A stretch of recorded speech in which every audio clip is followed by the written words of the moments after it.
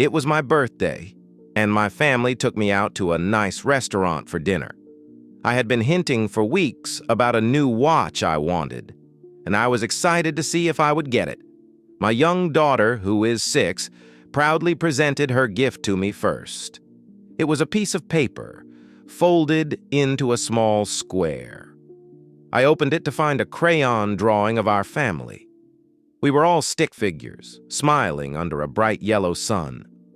I gave her a hug and said, "Thank you," placing the drawing on the edge of the table. But if I'm being honest, I saw it as just a sweet, childish scribble. My mind was still on the real gift I was hoping for. At a nearby table, a wealthy-looking man was loudly showing off a new painting he had just bought at an auction. "It's an investment," he boasted to his dinner guests. "The artist is world famous.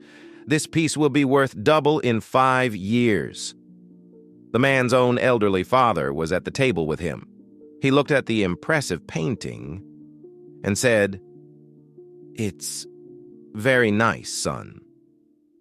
Then he reached into his worn leather wallet and carefully pulled out a small, faded piece of paper, creased from years of being folded. It was a child's drawing, almost identical to the one my daughter had just given me. The old man's eyes sparkled as he looked at it. "But this," he said, his voice soft with emotion, "this is still the most valuable piece of art I will ever own. You drew this for me when you were 6. You told me it was a picture of me holding the sun." He smiled.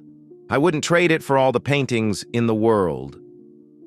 I looked at the proud businessman, now silent, and then I looked at the simple drawing my daughter had given me, sitting forgotten at the edge of my table. In that moment, the expensive watch I had wanted seemed so cheap and meaningless.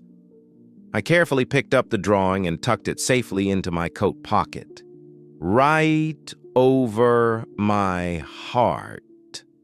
We spend our lives teaching our children about the value of money, but they spend their lives trying to teach us about the value of love.